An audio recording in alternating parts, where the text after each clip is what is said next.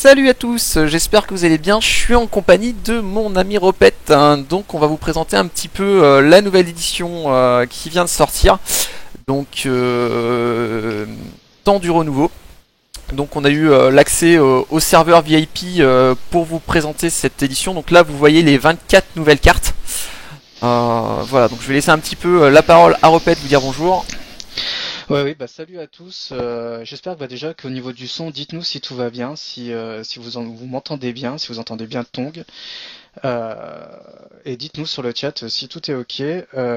Sinon, comme a dit Tong, donc l'extension qui va arriver, qui n'est pas sortie encore, qui va sortir demain. On a pu avoir accès donc au serveur VIP, surtout de pouvoir vous montrer en fait ce qui se passait sur le serveur VIP pour vous présenter toutes les cartes, les 24 nouvelles cartes, surtout les 24 nouvelles cartes qui vont sortir demain pour la nouvelle extension.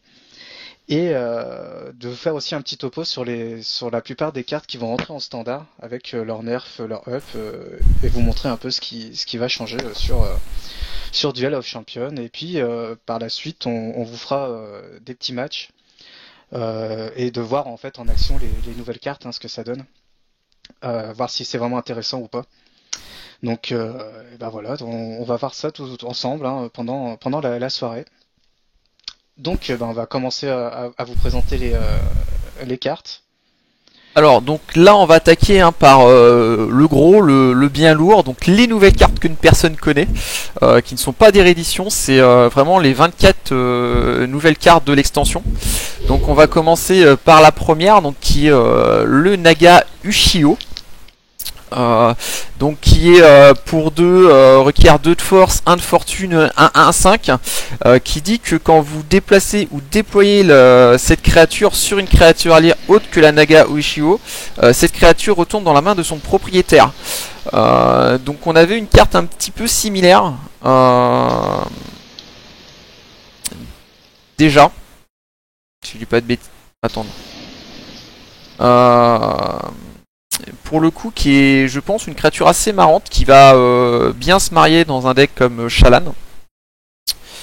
Voilà, je sais pas ce que tu en penses, mais moi je la vois bien s'incorporer dans Shallan. Ah oui, là c'est clairement une créature pour Shallan avec le système de bounce de retour dans la main dans le deck. Donc ça c'est très fort. On remarque quand même, mine de rien, c'est quand même une 1-1-5. Elle a quand même 5 de vie. C'est pas mal d'avoir 5 de vie parce que c'est dur quand même à tuer. Bon, c'est pas une grosse menace avec le 1 d'attaque, mais du coup, ça peut être intéressant à jouer et je pense que ça va être joué avec Shallan. Peut-être pas dans les autres decks, mais Shallan peut être très fort dans Shallan. On a très forte synergie. N'hésitez pas à nous partager vos avis sur les cartes de cette nouvelle édition sur le chat. Alors d'ailleurs, je vais peut-être vous mettre un petit fond de musique du jeu. Parce que c'est vrai que j'ai viré la musique du jeu, mais d'ailleurs, je sais même plus où c'est pour la blague. C'est son vidéo, je crois. Je vais remettre le volume musique. Voilà. Hop, je vais faire un petit fond de musique. Alors Zenital, je pense que ça doit être ma voix que tu entends moins bien que celle de Tong. Voilà. C'est souvent comme ça. Ouais, le problème doit être résolu là. N'hésitez pas à me faire un retour. Ou sinon je baisserai mon micro. Ah mais cette petite musique de DOC en chanteur elle est quand même magique. C'est pénible. Attends. Je la rebaisse un petit peu. Et bonsoir aux nouveaux arrivants. Donc pour l'instant ça commence tout juste, vous arrivez bien. On présente là les cartes, les nouvelles cartes de l'extension Le Temps du Renouveau. Donc il y a 24 nouvelles cartes et on a commencé par la première. Donc ce Naga Ushio qui je pense va être très fort dans Shallan. Ouais, très très grosse synergie. On va donc passer à la deuxième nouvelle carte qui est le Golem Déferlant. Oui, alors le Golem Déferlant, donc un prérequis de 3. On est chez Academy, donc une nouvelle carte chez Academy, donc on a des prérequis à la Academy, donc 3 de force mais 3 de magie. Et c'est une 2 de 5. Ses capacités, donc elle est immunisée contre la riposte, parce que c'est un tireur magique, c'est une créature magique, c'est un automate et c'est un golem. L'avantage de cette carte, c'est qu'elle a onde de choc 2. Donc en fait, longue de choc 2, c'est qu'elle inflige à la déflagration en fait adjacente à la créature. donc ça met aussi 2 points de dégâts à côté, donc c'est super intéressant. Vraiment très fort. Et déflagration concentrée 1. Donc elle prend aussi donc les créatures. Quand vous tapez une créature, ça mettra la déflagration de 1. Et quand vous tapez sur un endroit vide, ça mettra 2 points de dégâts sur les créatures adjacentes à l'emplacement vide. Je sais pas si j'étais assez clair. Ouais, alors ils ont mis sur les deux.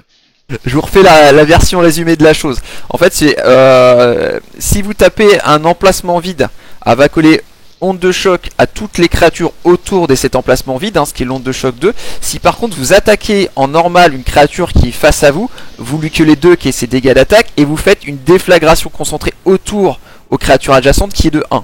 Voilà. Donc c'est une créature qui, en gros, faut pas se mettre sur les lignes autour. Voilà, à partir de là, sinon elle va commencer à coller pas mal de dégâts un petit peu sur toutes les lignes. Et c'est le genre de créature qui peut faire un petit peu peur. Par contre, elle a quand même des points de défense assez faibles pour un drop 3. Quand tu compares à un Olifant chez Bastion qui a 7 HP ou des tireurs qui ont 6 HP, clairement en termes de HP, elle est plutôt faible. Par contre, des capacités très très intéressantes et des et encore en autre défaut qui sont prérequis en magie, mais qui a un défaut global à Académie. Donc c'est une carte qu'on verra dans les jeux Académie classiques, du Hakim avec des cercles des 9, tout ce qui est jeu basé sur automate, Masfar, des jeux titans sur Hakim peut l'incorporer également. C'est vraiment là-dessus qu'on voit la carte, quoi. Alors non Darjus, pour répondre à ta question, on mettra pas de musique sur le stream parce qu'on va enregistrer et on va l'uploader sur le YouTube pour que tout le monde puisse y avoir accès. Alors répète, t'as un problème de micro par contre. Voilà, merci. Voilà, donc on va passer sur maintenant la troisième carte. Donc dans ces nouvelles cartes de Time of Reveal, donc qui est le capitaine du Griffon. Alors là, une très bonne carte Havre, un drop 3 encore, 3 de force, une 2-2-5, riposte parfaite, nouvelle capacité riposte parfaite, qui dit que même si vous avez la riposte, les dégâts de riposte de cette créature ne peuvent pas être empêchés. Donc ce qui contre un petit peu tout ce qui est tireur avec immunité à la riposte.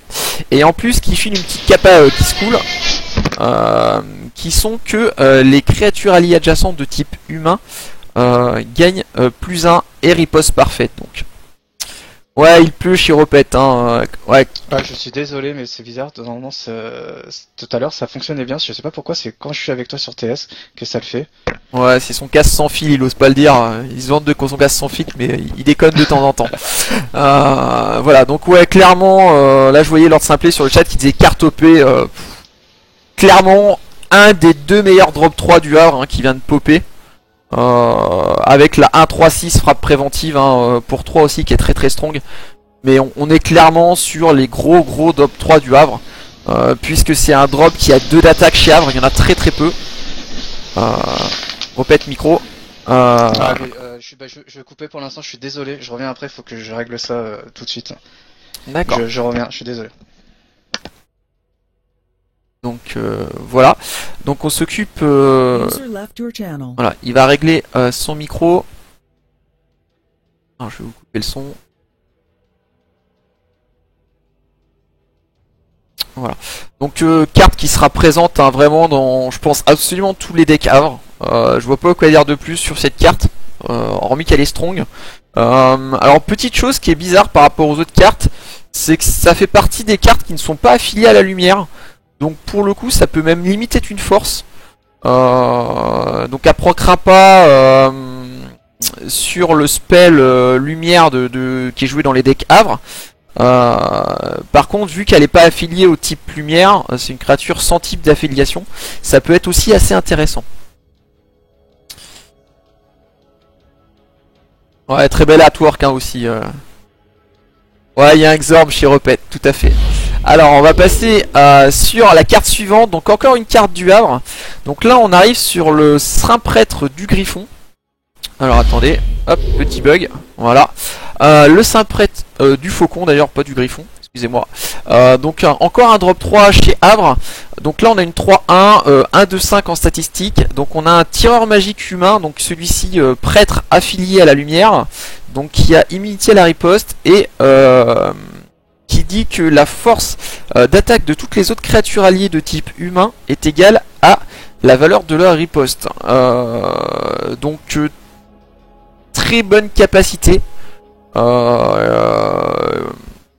Il existait déjà des cartes chez Havre, hein, mais là c'est une créature qui donne cette capa là. C'est-à-dire que tant qu'elle reste sur le board, c'est un problème pour les jeux qui sont contre Havre. Donc tous les jeux à forte riposte, hein, et Dieu sait qu'il y en avait déjà beaucoup chez Havre, vont se trouver clairement boostés avec cette carte.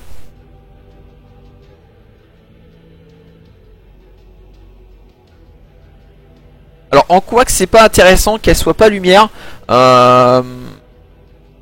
alors là de tête il n'y a rien qui vient à l'esprit sur lumière. J'ai plus fait le parallélisme en fait avec en ténèbres.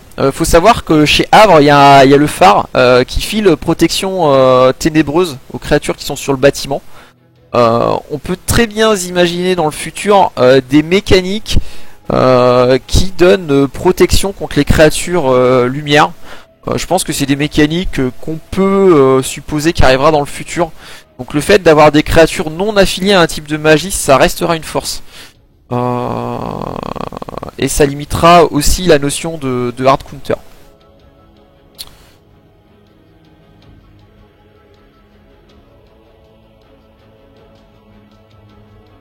Alors voilà un petit peu pour la carte. Ouais, tout à fait, hein, je voyais le commentaire d'Egérine hein, qui parlait du justicier du loup. Très très belle synergie avec le saint prêtre du faucon, hein, le justicier du loup. Donc vraiment encore une... On va dire là on a vu deux très bonnes cartes. Alors, on va passer sur la troisième, donc la faction préférée de tout le monde à l'heure actuelle, hein, qui est Inferno. Donc on a donc la Linime d'ombre, un drop 3, une 2-2-6 pour 3, 3 de force, 1 de magie. Donc chaque fois qu'une créature de ténèbres alliée attaque et détruit une créature, on place un marqueur +1 d'attaque sur la Linime d'ombre. Donc une créature qui en quelque sorte prend des charges sur elle, hein, puisque au fur et à mesure des tours, en général vous allez avoir tendance dans ce type de deck, hein, donc en ténèbres il y a Lurker, il y a déjà alors c'est pas la Linime, c'est une 3-1-6 hein, qui est affiliée ténèbres et feu, donc il y a déjà pas mal de cartes qui vont se compléter avec elle, et elle va pouvoir prendre des marqueurs au fur et à mesure. Alors le petit défaut de cette carte, hein, c'est que c'est une mêlée et que du coup elle n'a pas immunité à la riposte, hein, bien sûr. Par contre on a vraiment un corps en mêlée en ténèbres très fort qui arrive pour Inferno, qui va surtout je pense renforcer un jeu comme Kirill, hein.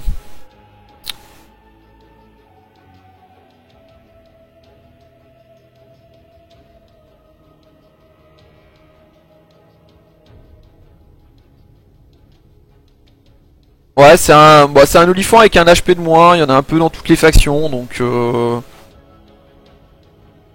voilà quoi, à voir, hein. Honnêtement, je pense que un capitaine du Griffon, je lui donne une plus grosse value qu'une Lime d'ombre, hein, pour le coup. Mais c'est vraiment deux cartes intéressantes dans deux decks différents et qui vont apporter des synergies supplémentaires. On va donc passer à la je sais plus combien de cartes, 5ème, 6ème. On passe donc sur le prolifique d'ombre, hein, donc encore une carte Inferno, encore une carte ténèbres, hein, pour le coup en termes d'affiliation à la magie. Donc on est encore sur un tireur de mêlée. Alors ce coup-ci on est passé sur un prolifique, hein, qui peut entrer dans les jeux prolifiques, donc une 2-2-5 qui dit que lorsque le prolifique d'ombre attaque, on augmente la taille de toutes les accumulations alliées adjacentes de 1. Donc encore une très très grosse carte. Alors le son du jeu est encore trop fort. Alors attendez, je vous réduis ça. Alors je suis obligé de le jouer. Non, attendez, je vais faire autrement. Je vais jouer avec un autre mélangeur.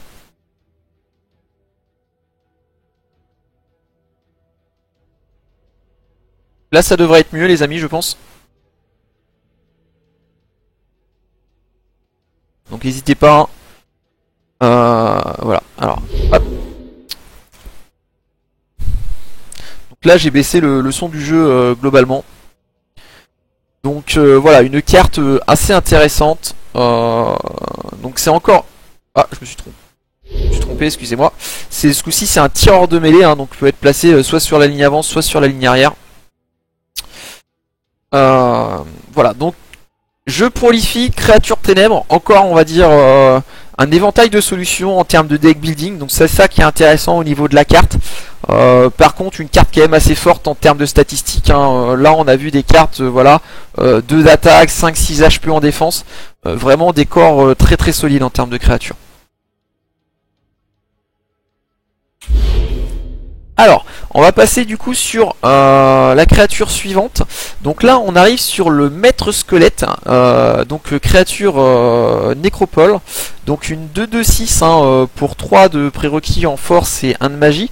Donc qui dit qu'il lorsqu'il attaque, on déploie une créature ménure squelette, excusez-moi, 1-0-1 et pouvant être accumulée. Carte pour clairement renforcer le Seria Token qui existe déjà. Ça permet de mettre de la stabilité dans Seria Token. Pareil, ça sera une carte qui sera sûrement très jouée. Je pense qu'elle va venir s'incorporer à 4 dans Seria Token. Puisque dans l'idée, le token, on peut le déployer où on veut. On peut derrière jouer la 2-1-5 pour 3 en nécro qui dit qu'on augmente la taille des accumulations de 1. Etc, etc. Et du coup le tout synergise. Bienvenue dans le monde de Seria Token. Et cette carte va venir renforcer le jeu. Donc là encore un renfort, encore une nouvelle carte qui vont apporter des solutions et de la diversité. Donc bonjour à Tsutsu et à Boomy, hein, deux streamers. Et Tsutsu en plus qui nous a fait un petit bonjour en français. Donc voilà. Alors on attaque sur la carte suivante, donc on est sur le voleur shinobi. Donc là on arrive sur du sanctuaire. Pour 3, en prérequis 2 de force, 2 de fortune, une de 0,6. Donc on est encore sur un tireur de mêlée, hein. Un naga, un espion, donc ça synergise avec tout ce qui est espion et naga. Et Dieu sait qu'il y en a déjà beaucoup dans Sanctuaire. Donc celle-ci qui rajoute une capacité au niveau des espions, qui dit qu'à chaque fois qu'une créature alliée de type espion inflige des dégâts à un héros adverse, le coût de la prochaine carte de fortune du sanctuaire est réduit de 1. Donc une carte qui va renforcer les fortunes sanctuaires. Alors par contre faites attention, c'est que les fortunes sanctuaires, c'est pas les fortunes neutres. Donc à voir avec quoi ça va se marier. Moi les bonnes rares fortunes que je vois en sanctuaire sont des cartes en général qui vont encore aller dans Shalan. Pour l'instant les grosses synergies ont plus été centrées là-dessus. Donc faudra voir un petit peu sur cette carte. Je suis un petit peu sceptique. Elle peut être intéressante, elle peut avoir des folles synergies. Par contre le problème c'est que les bonnes fortunes vont peut-être manquer. Ouais, je me suis débarrassé de Repette. J'en avais marre, il faisait trop de bruit. Il s'est sauvé. Alors, on va passer sur la carte suivante. N'hésitez pas à m'interrompre si vous avez des questions, des commentaires sur les cartes. Là, on passe sur de l'académie, le titan de tempête de mana. Donc, une 2-2-7 en drop 4. Prérequis, 3 de force, 3 de magie. Encore des cartes assez lourdes en termes de prérequis. On est un peu sur des cartes dissymétriques en termes de points d'action, montée de prérequis. Donc onde de choc 2, comme la plupart des titans automates. On est sur du mêlée. Donc là, il rejoint la grosse gamme des titans. Il prendra même un peu trop de place, je pense, au niveau des decklists. Donc qui dit que lorsque le titan de mana meurt, on augmente notre niveau de mana de 1 et on inflige 3 points de dégâts à toutes les créatures non automates sur la même rangée. Donc clairement il revient jouer, il revient rejoindre son copain Titan qui existait déjà. Donc par contre si je dis pas de bêtises, est un drop 5 qui disait qu'il infligeait 4 sur une rangée sur les créatures non automates. Donc c'est le petit frère. Voilà, clairement c'est le petit frère. Je sais pas s'il aura sa place. C'est à discuter. C'est à discuter parce qu'il y a quand même la... Alors attention, il est très fort. Il est très fort, il augmente ton niveau de magie, il colle 3. il fera soit sauter celui qui colle 4, soit lui. Ou après baser un jeu titan avec les deux. Ce qui est aussi possible. Alors par contre ça me fait un peu peur au niveau des curves parce que ça fait des curves assez lourdes. Bon je pense que des deck builders comme Tsutsu ont peut-être une idée derrière la tête justement. À voir au niveau de la synergie. Alors, un héros adverse. Ouais, bah alors là, c'est les traductions de texte. C'est vrai que sur DOC, je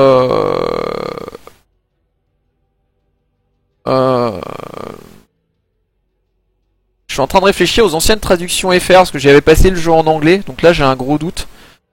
Mais si, ouais, champion adverse pour le coup. Non, héros. Non, champion. Ouais. Mais bon, enfin, on a tous compris. Je pense qu'après il y a des petites coquilles de trad. C'est de la coquille minime. Hein, c'est pas très gênant. Donc voilà. Drop 6, d'accord pour le grand fer. Merci à toi Sonoja pour le renseignement. Alors on va passer sur la carte suivante. Donc on repasse sur un autre titan. On passe sur le titan de puissance. Donc encore un gros steak. Donc 4 de prérequis en force, 4 de magie, 3 de 7. Donc des stats un peu plus fortes, hein, c'est normal, le prérequis est plus élevé. Bien sûr, donc là par contre, grosse force, c'est qu'on arrive sur un tireur magique. Donc ça en titan, il y en a un petit peu moins parce qu'il y a le gros titan. Après il y en a encore un. Et en fait c'est tout. Les autres titans valaient vraiment pas le coup. Donc là on ramène une carte supplémentaire avec onde de choc, hein, qui est un peu la signature des titans.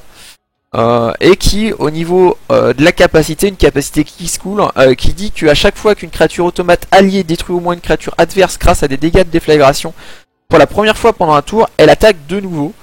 Donc c'est bonjour, j'ai une possibilité d'attaquer deux fois avec une autre deux fois dans le même tour avec une créature. Et quand on voit les titans à onde de choc 2 ou à déflagration concentrée, plus certains titans qui ont des grosses capacités d'attaque, ça peut faire des ravages.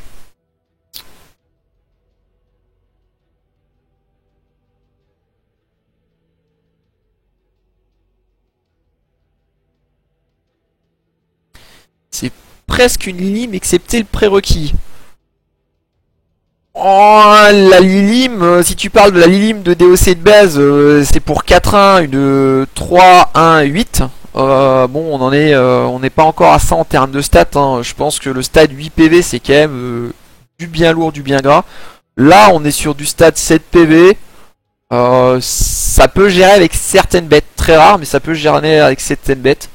Par contre, c'est clairement des créatures late game qui font le ménage. Hein. C'est du gros steak.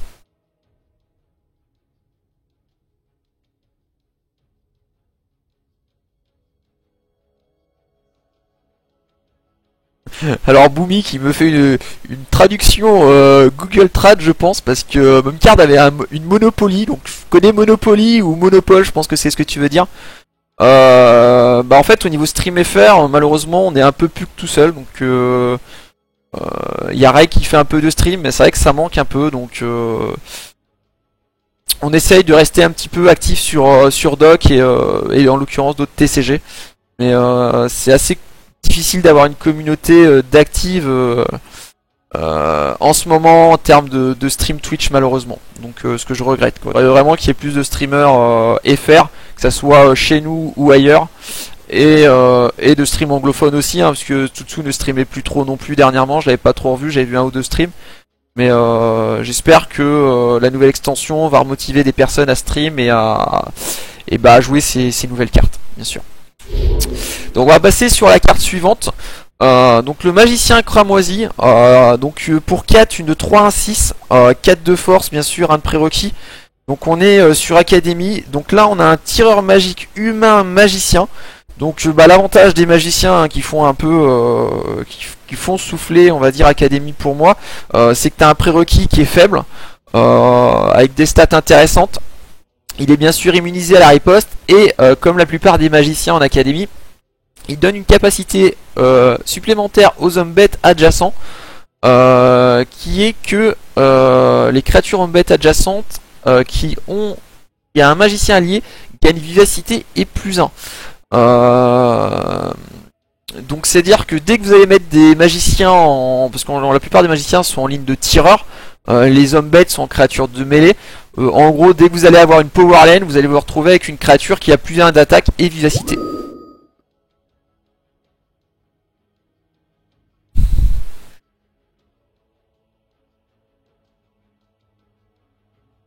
Ouais, bah Platoon, c'est Phoenix TV, hein, maintenant c'est plus vraiment Platoon. Mais voilà, d'ailleurs, hein, il y a Lapin qui nous a rejoint et qui vous fera des streams prochainement, hein, sur DOC. Donc, alors le souci c'est que si un magicien allié n'est plus là, il repère le PV. Tout à fait, enchanteur. Tout à fait.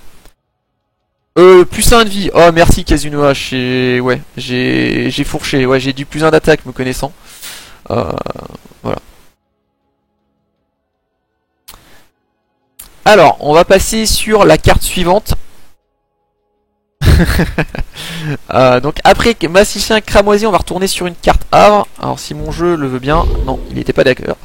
On arrive sur le Prétorien du Faucon, donc encore un drop 4 hein, pour le coup.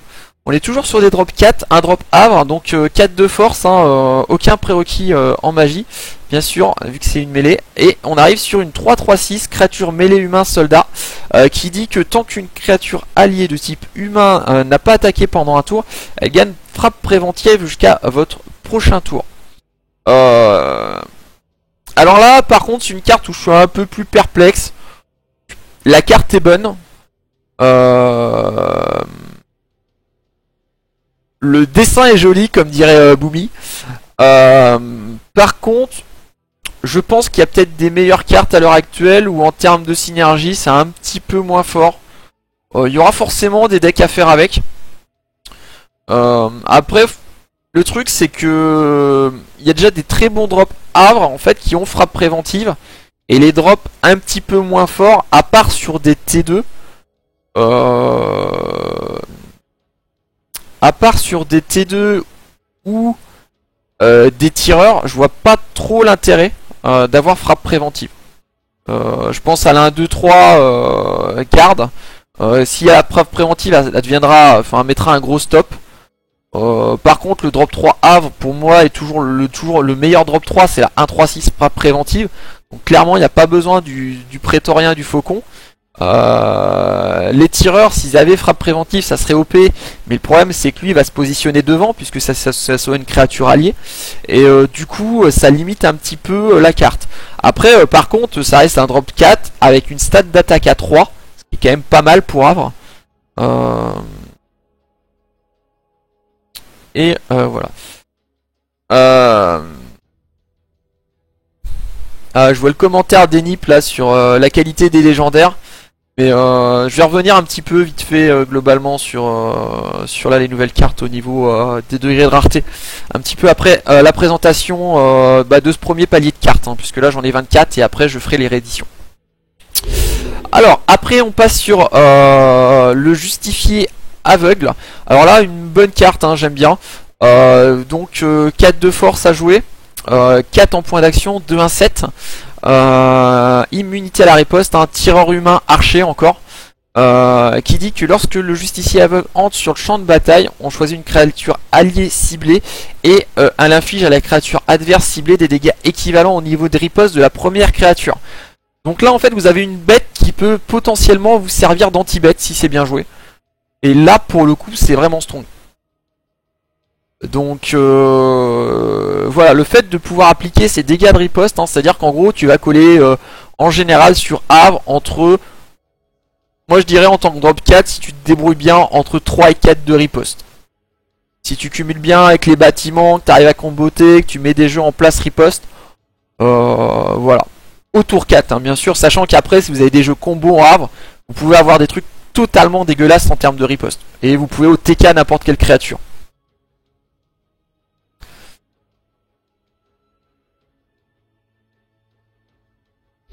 Alors là par contre en termes de disponibilité des cartes là je sais pas du tout, je pense que ça sera dans 15 jours. Par contre, c'est vrai que la nouvelle équipe a pas encore communiqué dessus. Alors, on passe sur la carte suivante avec le retour de Ropet. Hein. Il est pas très discret. Ouais, donc je suis de retour. Alors je vais voir si au niveau du son, si tout va bien. Alors, pour moi, ça va le son. N'hésitez pas à dire le retour de Ouais. Ropet. Dites-moi, je suis désolé, j'ai eu un petit problème de son. Là, ça devrait mieux aller. Ou sinon, après, s'il y a toujours ce petit souci, ça viendrait de toi, Tong. Peut-être que je suis trop fort au niveau du son, je ne sais pas. Parce que autrement, ailleurs, tout va bien. Donc là, Ok. le son est bon. Moi, je sais plus au niveau du stream. Je pense que ça doit aller. Il faut attendre un petit peu le Ouais, retour. nickel, ça a l'air d'aller. Allez, eh ben, tu sais quoi, c'est tout bon. Alors, du coup, tu en es où? Alors, apparemment, d'accord, Sartixa. Donc, Alparza qui dit que ça sera en goal dispo direct. Bah écoute, c'est une bonne nouvelle. Un peu surprenant, mais pourquoi pas. Au contraire, je pense que bah, au niveau des joueurs free-to-play, ils sont contents. Ils sont contents de pas avoir les 15 jours d'attente. Alors attends, j'ai perdu Repet, mais là c'est mon casque. Alors, on attaque donc sur le renforceur nécromancien. Donc là, on a une Ok. 2,06 pour 4 en termes de nécropole. Donc 3 de force, 1 de magie, 1 de fortune. Donc immunisé à la riposte, hein, c'est normal, c'est un tireur magique. C'est un humain, un magicien en nécro. Hein, pour le coup, des humains en nécro, il y en a un petit peu moins. Qui dit qu'à chaque fois qu'une créature alliée cumulable attaque une créature adverse, augmenter la taille de ses accumulations de 1. Donc voilà. Donc c'est à chaque fois qu'elle attaque. Hein, donc logiquement, ça devrait être avant la phase de dégâts. Euh, donc très bonne carte pour le coup, quoi. Ah oui, très bonne carte, ouais. Très bonne carte qui va bien avec toutes les cumulables qui existent pour Necro. Du coup, ça renforce ces petites créatures. Ça peut aller très vite, hein, parce qu'à chaque fois qu'elle attaque, elle gagne une accumulation. Ça peut être vraiment intéressant. Vraiment une carte combo pour encore amplifier par exemple les Seria Tokens. Hein. Bah, je la verrais bien dans un Seria Token. Clairement, c'est comme l'autre que j'ai présenté tout à l'heure, c'est encore une carte qui se dirige dans Seria Token. Le seul problème dans Seria Token, c'est qu'à force, on va plus savoir trop où mettre les cartes, mais C'est ça. On va faire des decks de 80 cartes. voilà. Bah, c'est plutôt une bonne nouvelle, hein, parce qu'en termes de deck building, ça donne des possibilités, ça donne des choix à faire pour les joueurs. Et ça, je trouve ça plutôt une bonne nouvelle et plutôt un truc sain pour le jeu. Même si bon, après on sait un peu tous comment ça se passe, hein. Quand il y a une bonne decklist qui sort, en général les joueurs ont plus tendance à prendre exactement la même decklist et c'est parti en avant Guingamp, quoi. Allez, on va passer sur une carte suivante, hein, donc une petite carte Bastion. Ah, j'adore cette carte. J'adore cette carte. Je me permets de te couper parce que c'est vraiment une carte que j'adore. Pourquoi? Parce que je trouve le dessin super chouette. L'archer du Sar, je le trouve super beau. Et pour Bastion, en plus, c'est un tireur. 3-1-6. Je trouve, moi, que c'est super intéressant. Et surtout, c'est que... Alors, je sais pas si sur les créatures d'avant, on a vu cette capacité, mais elle a armure 1. Et armure 1, donc ça annule un dégât de combat affligé à cette créature. Donc pour moi, je trouve ça super intéressant. Je la trouve super intéressante, notamment avec ses points de vie. Elle a 6 points de vie. Donc notamment, elle passe à côté de Colère d'Arcas. Je trouve cette carte super bien pour les decks Bastion. Je sais pas ce que t'en penses, mais... Bah, une carte très très forte, une nouvelle capacité, un Armure 1 qui est une capacité que j'avais pas encore présentée ce soir, on n'avait pas eu l'occasion d'en voir.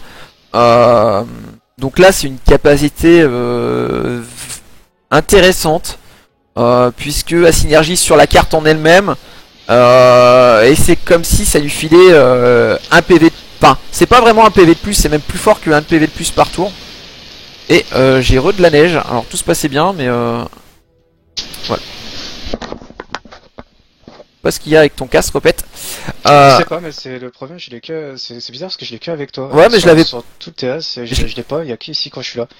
Je l'avais Que pas, je l'ai. je l'avais pas tout à l'heure en fait. C'est ça qui est ouf.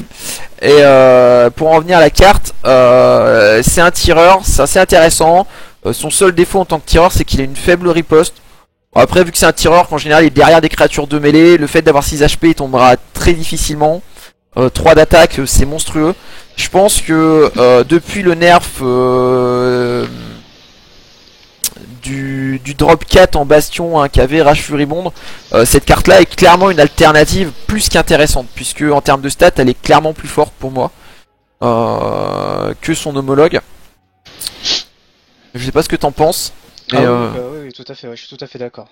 voilà, elle se mariera bien dans la plupart des decks bastion, il faudra vraiment des circonstances exceptionnelles pour que la 3-2-5 hein, Rage Furibond lui pique sa place quoi. Il faudra vraiment que le mec fasse un jeu basé sur du soif de sang. Mais ça c'est pas gagné quoi. Donc et il y a une petite chose particulière, j'avais pas fait attention sur la carte que je remarque en live. Donc tu vois c'est un peu stream découverte même si c'est pas vraiment la réalité.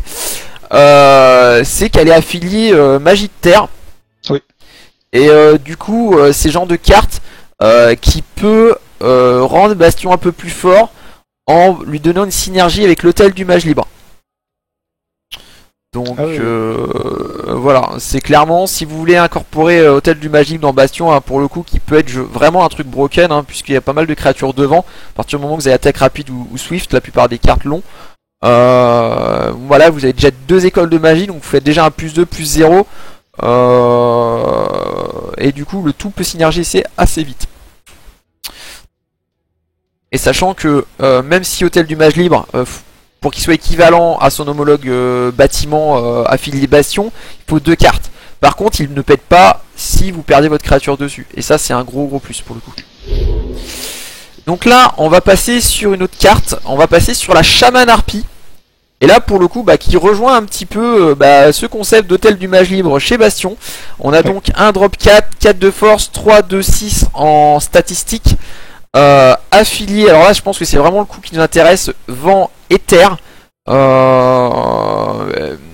une harpie, et qui dit que les créatures d'air alliées adjacentes gagnent +1 et que les créatures de terre alliées adjacentes gagnent +1.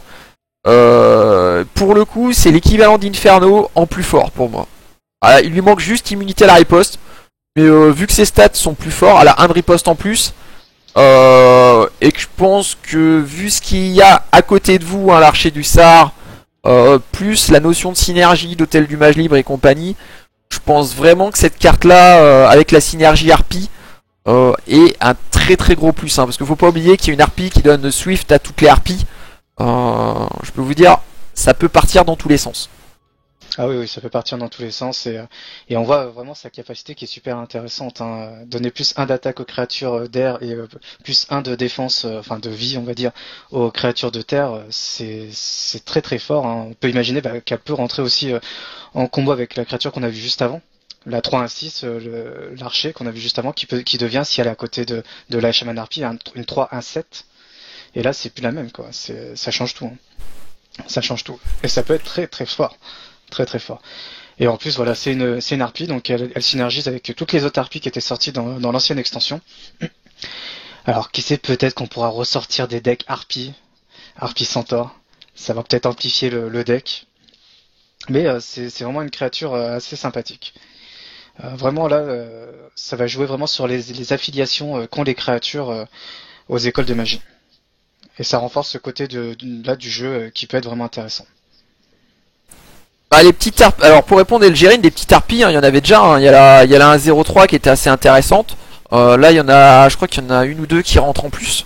Donc ouais, il y a des jeux à thème harpie qui peuvent venir. Déjà on en était pas loin, hein. Il y avait un char harpie qui marchait déjà pas trop mal là en standard. Là avec les rééditions de certaines cartes, cette carte là qui amène la plus-value derrière, il va y avoir des choses intéressantes à faire. Donc là on va passer sur la carte suivante. Donc sur le tacticien Shinobi. Une créature sanctuaire.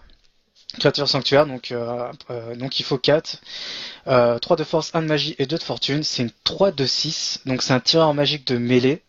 Donc on peut le mettre où on veut sur le terrain. C'est un naga. Et donc sa capacité qui est pas mal aussi, à chaque fois qu'une carte adverse quitte le champ de bataille et retourne dans la main de son propriétaire, on pioche une carte. Donc c'est un moteur de pioche. Donc ça peut être super intéressant. On peut par exemple la jouer en synergie avec une carte qui bounce les créatures adverses, notamment par exemple la trêve chez Sanctu. Et du coup, ça nous permet de piocher. Et mine de rien, une 3-2-6 en tireur de mêlée, ça peut être intéressant. Ça peut être intéressant avec ces deux de riposte. Je trouve une carte intéressante, un Naga espion. Bah, Peut-être amplifier les espions aussi, pourquoi pas. bah, il a des statistiques intéressantes pour un drop 4, 3-2-6 en drop 4, c'est correct. Après, c'est ce qu'on a dit, c'est encore une carte pour Shallan, c'est-à-dire que l'idée de cette carte, tu le poses, tu fais un pont à côté, l'adversaire il a sa power lane qui remonte dans sa main, tu pioches deux. Bienvenue dans le monde du Key School. Alors pour le coup, celle-ci est très très très forte, hein. C'est pareil, il y a la fortune pour 3 avec spécifique à Sanctuaire qui dit que pour 3 tu remontes une de tes cartes dans ta main et une créature adverse et tu remontes les deux. Ça clairement c'est des cartes qui vont énormément synergiser avec le tacticien Shinobi. Ah oui, ça c'est sûr. Ça c'est sûr, on va vraiment voir de belles choses avec cette carte-là. Ça va peut-être amplifier les decks sanctuaires, hein. C'est quand même intéressant parce que on verra peut-être plus de sanctuaires du coup.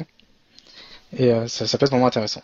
Alors ouais, c'est vrai que dans Sanctuaire ça rentre très bien. Bon après ça reste un drop 4, enfin, même s'il y en a qui disaient que par exemple Sanctuaire était très fragile à Colère d'Arcat.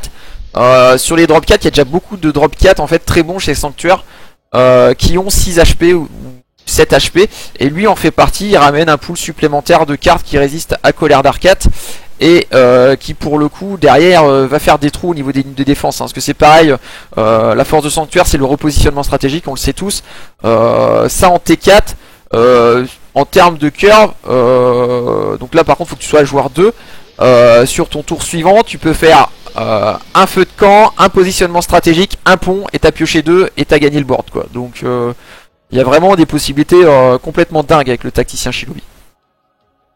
Oui, oui. Non, non, ouais, c'est une très bonne carte. Je pense qu'on va la voir souvent cette carte dans le deck sanctuaire. Donc on va passer sur la carte suivante. Donc on retourne sur la faction que tout le monde adore, Inferno. On arrive donc sur la Lilim abyssale. Encore une Lilim, hein, il y en a beaucoup. Je pense que dans les Lilim je vais être perdu. Surtout que vous connaissez mon problème avec les noms de cartes.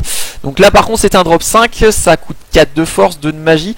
On a donc encore une 3-3-8 en termes de stats. Tireur magique de mêlée. Démon succube, hein, donc encore une créature ténèbres, hein, pour le coup. Dans les nouvelles cartes, il y a énormément de créatures ténèbres qui ont été créées, hein, ce qui est plutôt une bonne chose, qui vont amener de la diversité chez Inferno. Qui dit que lorsque l'élime abyssale entre ou quitte le champ de bataille, on place un marqueur +1 sur toutes les créatures de ténèbres alliées. Donc là, vraiment une édition où ils ont apporté une bonne plus-value au niveau des cartes ténébreuses chez Inferno. Et il y aura moyen de faire des jeux très axés ténèbres du côté d'Inferno. Ah oui, oui, clairement. Là, en plus, là, on a vraiment un gros ton, quoi. Quand il y a une 3-3-8 qui arrive sur le terrain, pour s'en débarrasser, à part une récolte d'âme, ça va être compliqué, quoi. Donc, du coup, c'est vraiment une très bonne créature. Et puis voilà, comme tu dis, ça rentre complètement en synergie avec les créatures de ténèbres. Ça donne quand même +1 d'attaque aux créatures de ténèbres alliées. Ça peut faire très très mal, hein. Ça peut faire très très mal. Parce qu'il y a quand même maintenant pas mal de créatures de ténèbres qui sont jouables en Inferno. Et ça peut être intéressant. Alors certes, c'est cher, hein, 5. C'est cher, mais par contre, quand ça arrive sur le terrain... Alors là, on arrive clairement dans les cartes drop 5. Alors là, on va voir comment va évoluer la méta. Mais précédemment, il fallait se dire que quand t'arrivais sur des drop 5, il fallait que ça soit des cartes qui amènent une plus-value immédiate. Et cette carte-là rentre dans ce critère-là, hein. Elle arrive, boum, elle place ses marqueurs, les autres créatures peuvent attaquer. Ça fait le café, hein, donc dans des jeux de ténèbres ou ténèbres feu, parce que c'est clairement sa place, hein, ça c'est des cartes de Kiri, hein. Attention, après c'est une carte qui par contre n'aura peut-être pas sa place dans un deck comme Deleb ou des decks basés sur la fortune. Par contre sur les jeux Inferno Créaspell, alors là vous avez un gros drop qui va faire le café, quoi. Ah oui, oui, tout à fait, tout à fait. Et vous avez raison sur le chat, c'est quand elle arrive sur le terrain, oui, c'est une 4-3-8, ouais, parce que ça marche pour elle aussi. Elle s'auto-mercenaire. Elle s'auto-buff, hein. Elle s'auto-buff. Elle s'auto-buff, hein. Donc oui, c'est une 4-3-8. Mais bon, déjà après, c'est surtout le 8 de vie qui est très compliqué à gérer pour les adversaires. Donc non, très, très bonne carte. Après avoir, ouais, dans quel deck on peut la jouer. Voilà, après, si vous mettez ça dans un Garant Gate aussi, ça peut être rigolo, hein. Ça peut être rigolo. Donc il y a Effectivement. il y a pas mal de possibilités sur ce genre de carte. Et puis au niveau de l'artwork, hein, pareil, je trouve que c'est une carte qui est super jolie. Très très très très belle carte. Bah, tu verras, là on arrive dans les grosses techs, hein, demi-portion. Donc là, tu vois, effectivement, ça va être même des grosses portions qu'on va se prendre. Et tu verras que les autres stats ont aussi, enfin les autres cartes en drop 5, drop 6 ont vraiment des stats de ouf, hein, pour le coup. Donc voilà. Là, justement, on arrive encore sur Inferno, donc on passe sur le progéniteur prolifique. Ouais, un progéniteur. Donc un prolifique. Donc une créature, un tireur magique, démon. Donc prolifique. Donc un gros stack aussi, hein, prérequis de 5. Alors il faut 4 de force, 2 de magie. Et c'est une 4 de 7. Donc pareil, hein, ça impose un peu quand ça arrive sur le terrain. Donc il est immunisé à la riposte évidemment, hein, vu que c'est un tireur. Et sa capacité lui est intéressante. Donc à chaque fois qu'une créature prolifique alliée attaque et détruit une créature, on déploie une créature mineure prolifique de type tireur de mêlée, donc la 1-0-1, et elle peut être accumulée. Donc ça rajoute un token en fait. C'est vraiment intéressant. Alors après c'est quand même spécifique, hein, parce qu'il faut jouer avec des prolifiques. Bon, moi je suis pas spécialement fan de cette créature parce que je joue pas spécialement avec les prolifiques, mais bon à voir. Je sais pas ce que t'en penses. Bah, pour tous ceux qui s'amusaient à faire des jeux prolifiques et qui essayaient de le jouer dans tous les sens, et ils s'apercevaient que prolifique avait un gros défaut, c'est que les cartes n'étaient pas immunisées à la riposte, puisqu'on avait plus des tireurs de mêlée ou des mêlées. Et bah là on arrive sur un tireur, un vrai tireur immunisé à la riposte, avec des gros stats, de gros ports. Et donc là, clairement, si vous voulez jouer prolifique, je pense qu'elle va rentrer dedans en 2 ou 3 exemplaires. Et clairement, elle fera la diff, quoi. Bah, c'est alors pour répondre à tireur, voilà, un tireur à 4 d'attaque. Donc on arrive sur du drop 5 et là on est clairement sur une édition de gros ton. Voilà, on va pas aller plus loin.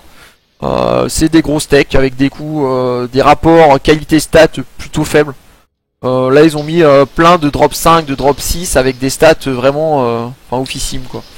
Donc voilà, je pense que les curves au niveau des decks d'Eglise vont se rallonger, enfin vont être plus hautes en termes de curve, de points d'action. Par contre on va se retrouver vraiment avec des monstres, quoi. Ce qui est pas forcément super enchanté de ça, mais bon on verra comment tout ça va évoluer. Donc maintenant on va passer sur la fileuse d'Ishor, donc pour 5, toujours, hein, on est toujours dans les drops 5.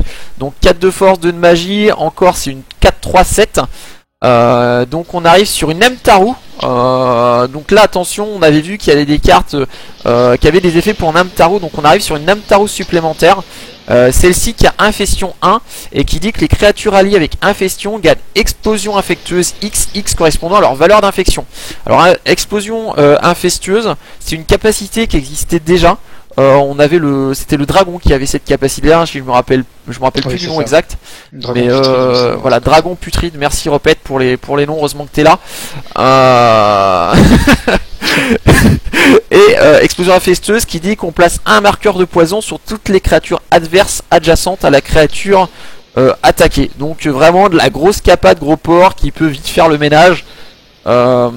Et qui arrive pareil, hein, c'est-à-dire que si on a des créatures alliées avec infestion autour, on va apporter directement cette plus-value sur l'effet d'entrée en jeu. Donc là, qui pour des drop 5 sont très très bons et avec des stats de porc. Voilà, donc tout à l'heure je voyais que les mecs râlaient un petit peu sur la carte Inferno avec ses stats de porc. Celle-ci elle est pas mieux, hein, pour le coup. Et là vous voyez qu'en termes de stats, si on remonte un petit peu sur l'échelle des stats, on a une 3-3-8, on a une 4-2-7, on a une 4-3-7, hein, donc le coût total du corps est globalement le même. Même si après on peut donner un peu plus de valeur, on va dire, au point d'attaque par rapport à la riposte dans le jeu actuel. Et puis la notion de PV aussi, qui pour le coup est une stat que je calerais plutôt entre la riposte et en attaque s'il faut évaluer les cartes en termes de poids. Mais c'est quand même dans l'ensemble des cartes qui se valent tous à peu près, hein, sur ce qu'on a montré sur les drops 5.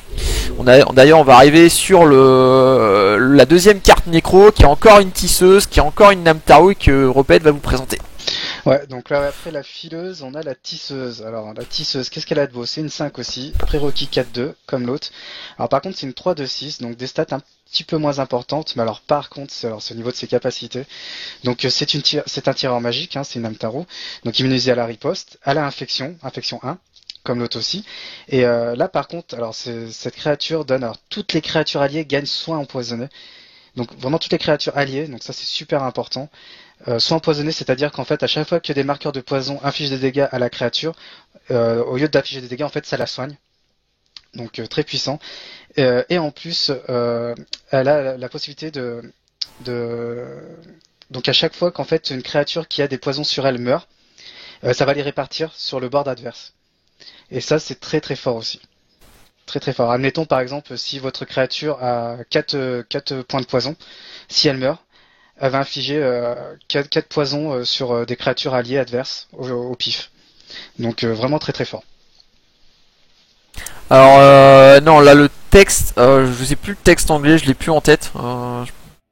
Parce que c'était il y a plusieurs mois. Alors, par contre là au niveau de la version FR, c'est au hasard et je crois que ça concerne aussi tes créatures par contre. Donc ça concerne toutes les créatures du board, hein, répète. C'est-à-dire que ça peut être aussi bien les tiens que les autres. Voilà. Exact. Par contre, donc là on arrive sur une nouvelle capacité aussi, un soin empoisonné. C'est la première fois là qu'on en parle sur le stream. Soin empoisonné qui dit qu'à chaque fois que des marqueurs poison infligent des dégâts à cette créature, ces dégâts sont annulés et elle se soigne. Donc c'est justement la grande force, c'est de mettre des marqueurs poison sur ces créatures et ça provoque soin. C'est-à-dire qu'on a une équivalence à ce qui se fait chez Havre, qui est le soin. Voilà, sauf que c'est arrivé chez Necro pour le coup. Ce qui est pas plus mal. Par contre, ça renforce encore cette notion de gros ton. Parce que chez Havre, les cartes ont naturellement 7 HP. Par contre, si vous allez commencer à mettre des cartes à 5-6 HP chez Necro avec des soins, je peux vous dire que c'est pareil, vous n'allez pas rigoler longtemps, quoi. Donc voilà, ça va rendre le jeu, je pense, les parties plus longues, essentiellement, en termes de gameplay. Et plus lourdes aussi. Après, à voir si un deck rush s'en sort, mais j'y crois pas trop. Alors, on arrive sur le ton suivant, qui est l'ancêtre des ossements. Donc là, on arrive sur du bastion, donc une 4-2-7 pour 5. Par contre, 5 de prérequis en force, hein, qui a un petit peu le défaut, 1 de magie. Donc on est sur une mêlée magique orc esprit, donc affiliée à la magie de la terre, qui dit que les créatures de terre alliées gagnent régénération 1 et armure 1. Donc, hormis ce coup de prérequis de force là qui est un petit peu lourd, hein, par rapport à ce qu'on a pu voir à côté, c'est quand même une carte qui est très très strong parce que armure 1 pour les créatures de terre, parce que c'est toutes tes créatures de terre, hein, c'est-à-dire à partir du moment où tu vas caler là, on a vu dans la nouvelle édition il y a beaucoup de créatures de terre sur Bastion. On file armure 1, donc c'est une protection 1 de dégâts contre les dégâts infligés des créatures adverses, plus régénération 1. Pareil, hein, entre régénération et armure, bah, vous avez l'équivalent de soins chez Havre, un peu comme le côté marqueur poison. Donc même si c'est des capacités différentes, ça donne un équilibre entre les factions au niveau de leur capacité. Ah oui, c'est une carte très très forte, hein. Alors après, à voir dans quel deck elle sera jouable, hein, parce que comme tu dis, 5 de force, ça fait beaucoup. Mais par contre, c'est clair que là, ça rentre complètement en synergie avec les créatures alliées à la Terre. Et ça peut être très très fort, hein, parce on pourra se retrouver avec des créatures qui ont armure 2, armure 3, plus la régénération. Ça va être très dur de les tuer. Ça va stabiliser le bord de Bastion énormément, donc c'est une très bonne carte. Au niveau des stats, sur le papier, elle a l'air très forte. Après, en jeu, est-ce que ça va être facile de la poser ou pas? C'est là qu'il faudra voir. Là, il faudra faire des tests. Bah, si les gens tentent d'une méta plus longue, c'est des cartes qui vont venir se poser, hein, donc faut voir un petit peu l'évolution du méta, mais je vois pas de jeu assez rapide pour non plus défoncer le board. Donc surtout que là en plus c'est des jeux qui se marient avec Nuit d'Insectes, hein, faut dire ce qui est. Pour le coup ça peut être assez compliqué de passer par-dessus ça. Alors par contre c'est une question qui est intéressante, c'est est-ce que armure est cumulatif? Je vous avoue que là vous m'avez séché, j'en ai aucune idée, je crois pas. Oh. Si, je suis quasiment sûr que si. Parce que j'ai déjà vu, je crois, des armures. Il y a armure 2 aussi qui existe. Donc ça doit être cumulable. D'accord, bah armure 2, oui. Armure 2, je suis d'accord. Par contre, si c'est cumulable, c'est vrai qu'effectivement, si on a tout à l'heure la carte qu'on a vue armure 1, plus ça lui donne une armure 2. Là, c'est à voir. Là, pour le coup, ça va donner des trucs vraiment encore très très strong, quoi. Ah Faut oui, voir. oui. Alors, euh... ok, my bad. Je sais pas si de toute façon Zenital il pourra me le confirmer aussi. Je pense qu'il atteste un petit peu dernièrement. D'accord, armure et cumulative. Bah merci Zenital, tu vois, Oui, big bien timing. sûr. Mais voilà. Oui, bien sûr, Oui, oui, Zenithal, c'est, c'est oui, les on dégâts est, de combat, ouais, hein, c'est les dégâts de combat, ça on était d'accord. Y avait pas de souci. Alors on passe sur la carte suivante, donc le chef enragé du Sahara. Alors, le chef enragé du Sahara. Alors, j'adore cette carte. Alors, pareil, c'est un gros ton, hein. Donc, c'est d'une 2/7, prérequis de 5, force 5 aussi. Alors, c'est une créature donc qui est alliée à l'air et à la terre. Donc, on peut repenser à la carte qu'on a vue tout à l'heure. Ça peut faire un joli combo aussi avec cette carte-là, qui peut devenir une 3 de 8. Enfin bref, et du coup c'est une rage furibonde 1, donc ça c'est super intéressant. Et surtout c'est sa capacité qui est très forte, c'est qu'au début de votre tour on place un marqueur de rage furibonde sur toutes les créatures alliées ayant rage furibonde. Donc ça fait penser un peu à la carte les Tam Tam qu'on avait aussi chez Bastion, sauf que là on a une grosse créature, et là c'est au début de son tour que ça fonctionne et pas à la fin de son tour. Donc ça peut être vraiment intéressant à jouer pour Bastion, voilà, on a une très bonne créature. Ouais, une créature qui va faire, bah en fait c'est, Keltor a été réédité. On vous le représentera tout à l'heure. Bon bah de toute façon s'il joue c'est dans Keltor, sinon vous le jouez pas. Ah oui. Donc voilà, grosse synergie avec Keltor pour le coup. Donc Oui, pour les Keltor Rage Furibonde, hein, pour les decks Rage Furibonde, ça c'est très fort. Très très fort. N'ayant testé cette carte, c'est très très fort. allez, on va passer sur la suivante. Donc on attaque le chuchoteur Shinobi. Donc drop 5, un 4 de force, 2 de fortune, un corps en 3-3-7. Donc on est sur un tireur Naga Espion. Donc toujours des Naga Espions, là il y en a beaucoup là sur cette phase d'édition de nouvelles cartes. Immunisé à la riposte qui dit qu'à chaque fois qu'une créature alliée de type espion attaque et détruit une créature, la créature adverse ciblée retombe dans la main de son propriétaire. Donc là pour le coup je suis moins fan. Bah, ça concerne déjà les espions. C'est quelque chose qu'on voit pas souvent quand même en deck. Donc voilà, c'est un gros ton, hein, pareil, hein, c'est une 3-3-7, ok. Bon après, Bah, la capacité est plutôt, je trouve, un défaut. Quel intérêt de remonter une carte que tu détruis dans la main de son propriétaire? Ah non, la créature. Attends. Ah non, la créature adverse ciblée, excusez-moi. Ah bah non, non, non, excusez-moi, je sais pas lire. non, non, Je vous avoue que j'étais complètement passé à côté de Sanctuaire sur l'édition. Donc oui, la créature adverse ciblée, d'accord. Donc ça permet de gérer deux bêtes éventuellement. voilà. Beaucoup Et en capacité fait, beaucoup plus forte. ça marche avec l'autre créature qu'on a vu tout à l'heure, hein, chez le tacticien, il me semble, qui est son nom, qui avait la synergie de pouvoir piocher quand on remonte une créature adverse. Et donc du coup, ça fonctionne très bien. Les deux fonctionnent très bien en fait. Les deux fonctionnent très bien.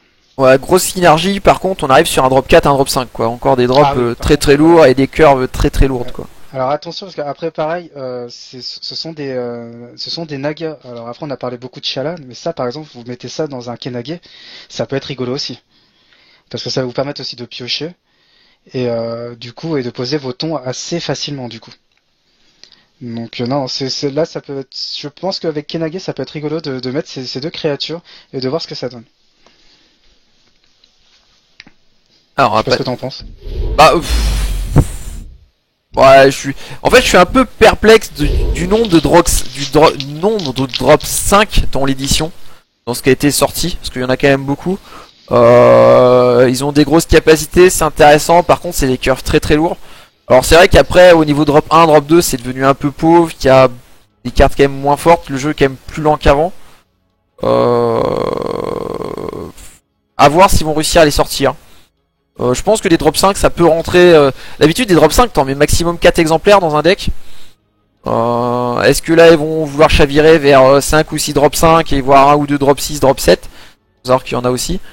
Faut voir. Je suis Oui, oui, après, ça, c'est des cartes à tester. Je réponds à Polyglotte, évidemment, pour Shalan, ça peut être très fort. Mais c'est surtout, moi, en fait, je parle de Kenage, c'est pour pouvoir les poser, ces gros tons, parce qu'au bout d'un moment, faut pouvoir les poser. Comme dit Tong, c'est un drop 4 et un drop 5. Et donc c'est pour ça que je parlais de Kenage. Grâce à Kenage, du coup, c'est beaucoup plus simple de poser ces deux créatures. Un Naga, il faut juste atteindre les Voilà. prérequis et après tu peux faire, si t'es joueur 2, sur ton tour 6, tu peux double Naga en fait. Non, tu peux, ouais, feu de... Ah, non, parce que la capacité coûte 1 activé, non, c'est tour 7 d'ailleurs. Donc, ouais, tour 7, tu peux double Naga sur des gros drops. C'est vrai que là, le fait que ça soit un Naga, donc Kenage, il y a peut-être moyen de faire des synergies intéressantes. À voir. Après, Oui, je dis bien possible, c'est possible. Après, c'est clair que quand on voit ces cartes-là, on pense tout de suite à Shallan, évidemment. bon, je pense qu'elle sera plus forte dans Challenge. Bien sûr. Je la vois pas trop pop dans Kenage. Faut voir après, peut-être faire un truc Kenage, mais j'ai pas de grosse conviction dessus. Donc voilà un petit peu. Donc là, on a fait du coup bah, les 24 nouvelles cartes. On va donc bah, vous repasser un petit peu en revue bah, les anciennes cartes euh, qui ont été re-up ou retouchées, refaites. Donc là c'est un petit peu plus compliqué pour moi parce que faut savoir que sur le VIP en fait on avait que ces cartes là, les autres ont été rééditées donc je vais vous les montrer hein, vu qu'ils ont été retouchés. On va vous les représenter hein, parce que vous les connaissez. Par contre il va me falloir le temps de les trouver et il y en a un peu 140. Donc là ça va être un petit peu plus lourd et conséquent. Donc hop, je vais suivre le patch note. D'ailleurs je vous invite hein, à aller sur le site. Il y a toute l'actualité hein, des portails. Là, vous allez... Hop, si je vous charge le site. Hey, il fait tout noir. Euh... Pourquoi Paul quoi. Voilà, c'est normal. Voilà, donc je vous invite à venir sur le portail. Là, il y a le patch note justement avec toutes les cartes. Hein. Donc là, vous sélectionnez l'onglet Duel of Champion.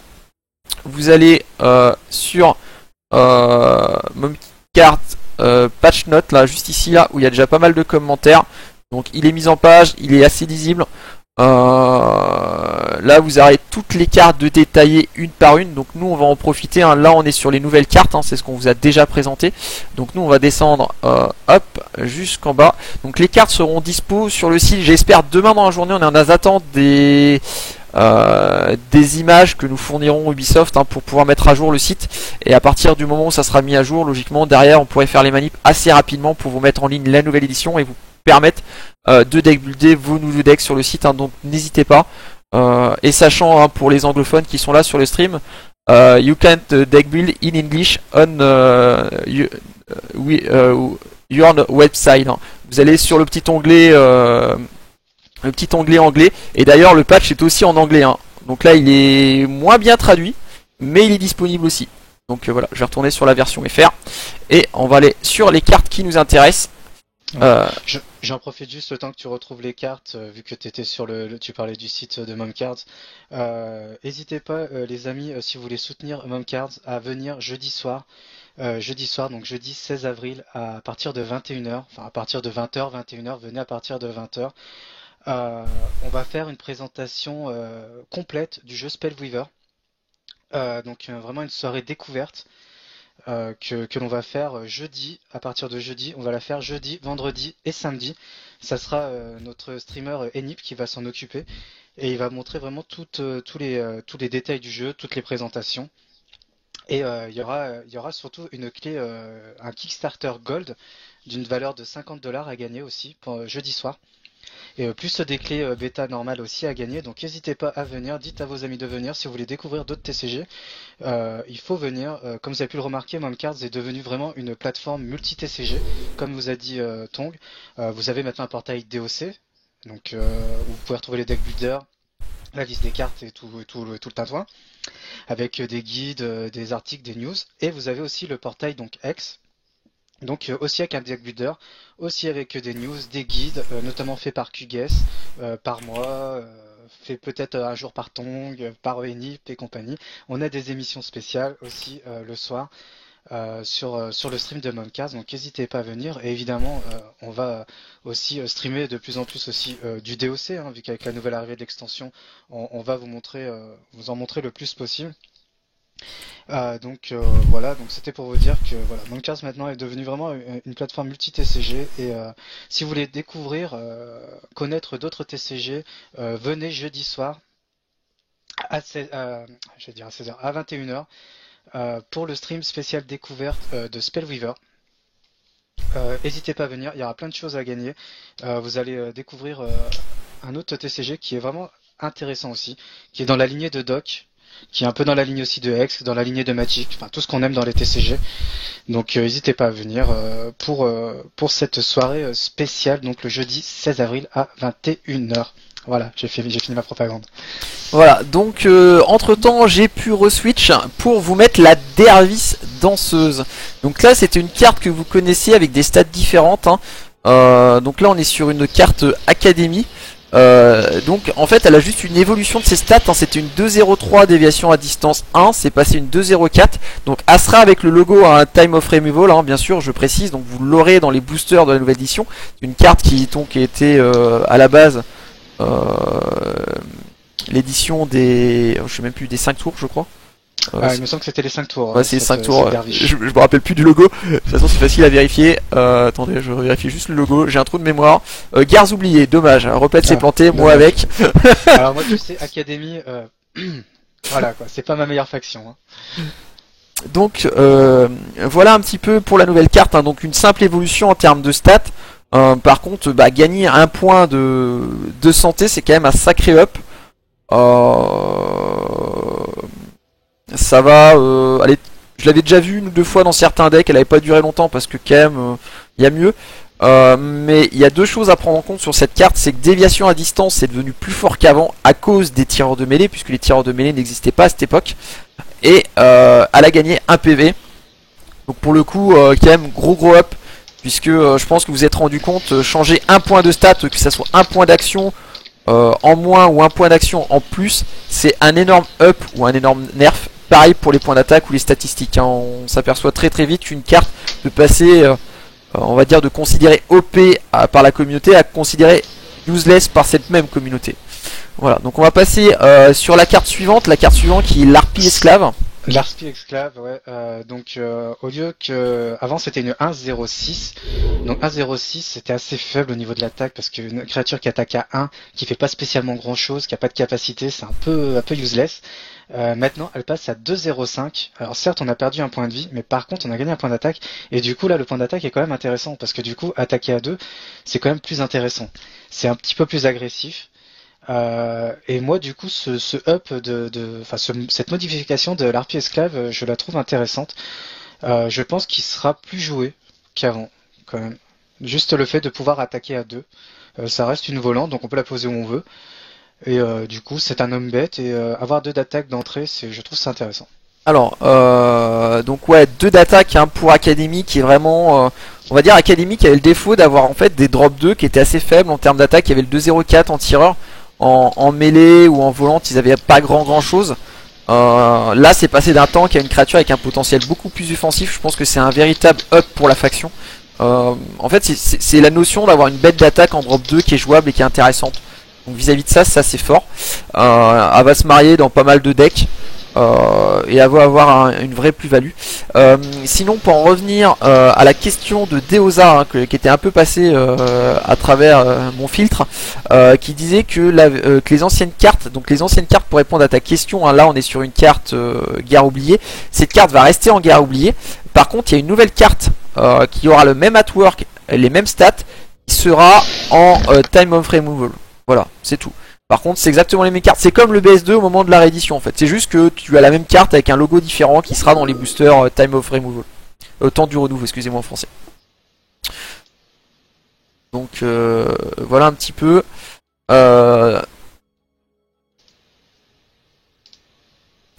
Alors, pour les anglophones, hein, qui veulent traduire éventuellement, en fait les cartes sont traduites en anglais sur le site. C'est-à-dire que si vous êtes sur le site FR de Momcard, vous avez la version française des cartes. Si vous êtes sur le site, la partie anglaise du site, vous avez les cartes en anglais sur DOC.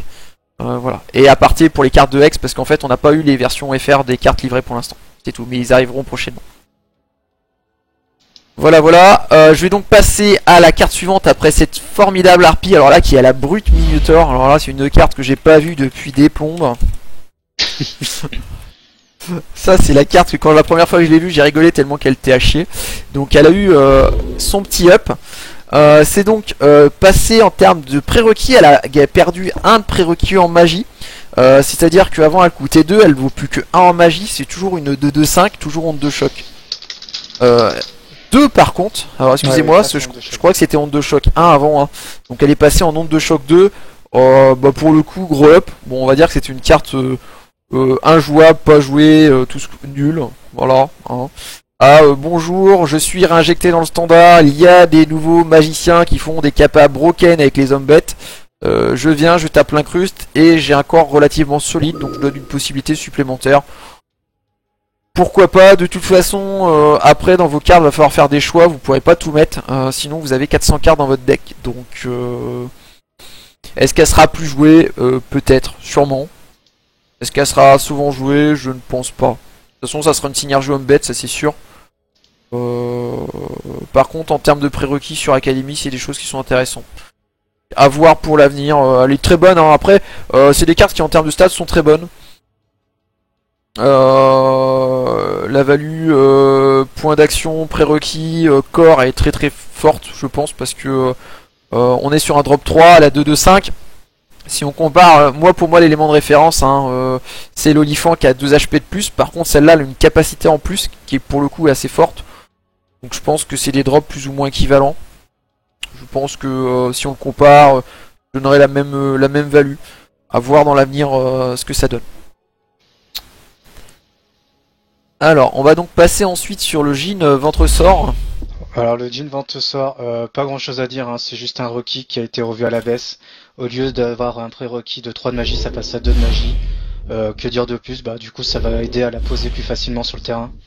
Est-ce que ça va être plus joué? Je ne pense pas. Ah voilà, ouais, et je me rappelais même plus de la poire de la carte. Je peux vous dire, c'est une catastrophe. Hein. C'est pas une carte intéressante là, c'est un up qui va passer dans l'indifférence totale, je pense. C'est une carte qui va rester oubliée, qui le restera, je pense. Bah, ouais. Je pense qu'il n'y a pas grand chose à dire sur cette carte. C'est... Ouais. Ouais, elle a perdu un prérequis du genre, bon, allez, je fais un drop 3 qui peut peut-être être joué si je joue Miranda. Ouais. Et sinon, vous me verrez pas. C'est un peu le résumé de cette carte, mais quand je vois les autres drops qui existent à l'heure actuelle... C'est ça, il y a mieux. Il y a mieux. Donc, voilà. Après, honnêtement, c'est toujours le même discours, c'est que vous pouvez pas tout jouer. Et il y aura toujours des cartes sur lesquelles vous avez donné plus de value que d'autres. Donc c'est une carte qui passe à la trappe, voilà. Après, elle a un point fort, parmi tous ses points faibles par rapport aux autres, c'est qu'elle a immunité à la riposte. Ça, pour le coup, pour un Djinn, c'est pas mal. Pour le coup, pour un Djinn, c'est pas mal, parce que si vous voulez faire des affiliations Djinn, parce qu'on arrive quand même sur des decks qui vont être assez tribaux, là, ça vous apporte une plus-value au niveau des Djinn. Mais ça s'arrête là. Après, je suis pas plus emballé que ça sur la carte. Donc on va passer sur la carte suivante, hein, qui est le Flageonneur. Flagorner. Flagorner du vide. Ah. Flagorner du vide qui, du coup, a ses prérequis aussi qui sont revus à la baisse. Donc ça peut être aussi intéressant, ça va être plus facile à jouer pour cette carte. Pourquoi? Parce que du coup, au lieu d'avoir un prérequis de fortune de 3, ça passe à 1. Par contre, on demande un requis de force de plus à la place. Et elle coûte moins cher. Donc au lieu de 4, elle passe à 3. Donc une créature qui sera peut-être plus jouée aussi au niveau académie. Voir après dans les synergies si ça peut être vraiment intéressant de la jouer ou pas. C'est une carte assez spéciale quand même, le Flagorner du vide. C'est pas une carte qu'on voyait souvent. Là, je pense pareil, je pense pas qu'avec ses prérequis ça changerait quelque chose. Je sais pas ce que t'en penses. Bah, alors, il a une diminution du coût de la carte. Elle a des stats très très bonnes. Les prérequis en fait étaient un problème, je pense, sur la carte. Elle ne l'est plus. par contre, le problème c'est que c'était une carte jouée plutôt dans Meule. Enfin, jouable dans Meule. Meule en standard. Ouais, voilà quoi. Vous pouvez tenter de meuler à coup de trou de mémoire, mais bon, vous allez y passer un peu de temps et je pense que vu la capa de votre carte, vous allez plus vite vous meuler que vous allez meuler l'adversaire. Donc je suis assez perplexe. C'est une très bonne carte, mais je pense qu'il y a besoin de d'autres cartes de meule en fait. Il y a besoin de rééditer éventuellement la 2-0-4 tireur de mêlée quand on arrive qu'à meule 2-3 quoi. S'il y a ça à côté, ok. Alors si vous voulez meuler à trou de mémoire, voilà. Ou après partir sur un massrage pour meuler, avec d'ailleurs qui est en standard par contre pour le coup. Alors j'ai plus le nom de la carte, Reped aide-moi.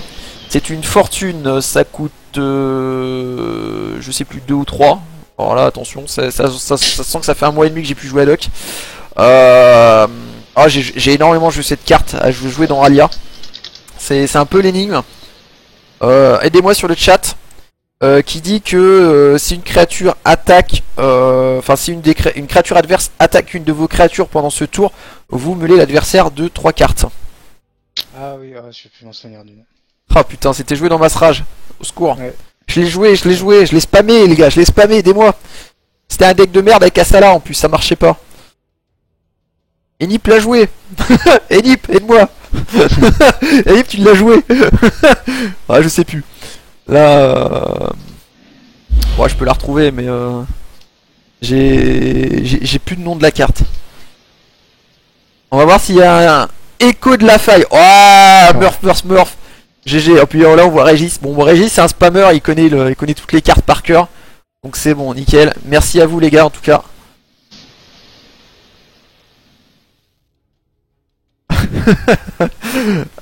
Donc on va passer sur la carte suivante qui est Djinn Instable.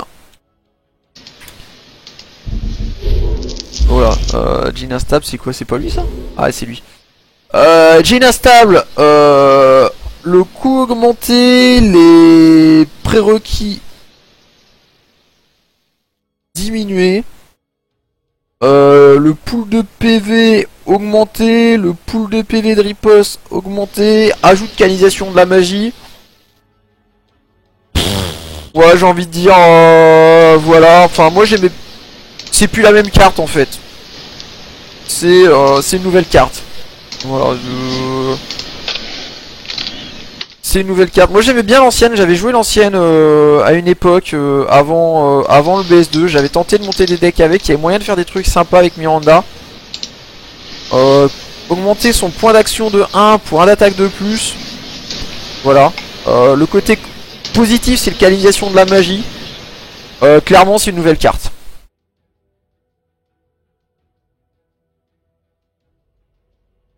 Non, il y a eu des decks en standard avec ma carte, avec la carte. C'est quasiment sûr, elle est repassée. Non, elle était en standard encore, je l'ai joué, je suis à peu près sûr. Il y a eu des decks à la con là-dessus. La fortune, moi je vous la retrouve hein, après, mais c'est sûr. Voilà, arrêtez parce que là je vois Edip qui me troll avec avec ma mémoire et ma connaissance des noms catastrophique. Mais voilà. Donc là, c'est le Djinn Instable, hein. Nouvelle carte. Hein. C'est encore un steak, quoi. On arrive sur du drop 4, quoi. C'est ça que je reproche un petit peu. On arrive vraiment sur des grosses cartes. Il n'y a pas eu beaucoup de drop 1 en termes de réédition. On est plus sur de la grosse carte. Donc après, on va attaquer sur la derviche tournoyante. Alors attendez, hop, le temps que... Ah oui, mais Régis, tu sais très bien que de toute manière, quand Tonk dit alias, c'est qu'il pense à ça là. Mais faut avoir l'habitude. Non, c'est... Attends, je vérifie si c'est bien ça là par contre. Mais non, c'est la carte avec... c'est l'invocateur que je te parle. Attends, c'est bien ça là? Non, attends, tu me mets un doute là. Attends, je vais taper à Salah pour être sûr. Alors on va revenir sur la derviche après, mais je fais la partie à Salah. Ouais, voilà, non mais je suis pas fou, regardez ça. Asala, invocatrice de châtiment, tu vois, j'étais bon. C'était cette carte là dont je vous parlais. Avec, bon, si on va aller extrapoler, petite parenthèse dessus. Alors là, par contre, la fortune, là je suis incapable de la retrouver, elle a été rééditée en BS2. Par contre, c'est une fortune, alors je vous la retrouve vite fait. Tu parlais d'écho de la faille en fait. Quand tu disais que tu l'as joué dans Alia, l'écho de la faille. D'accord. Moi je parlais d'une autre carte. Bon, enfin bref. Bon, du coup, je décoche, je reviens sur ce qu'on recherchait. dire ma derviche. Je veux ma derviche. Sachant qu'il y a vraiment énormément de choses à dire sur cette derviche tournoyante.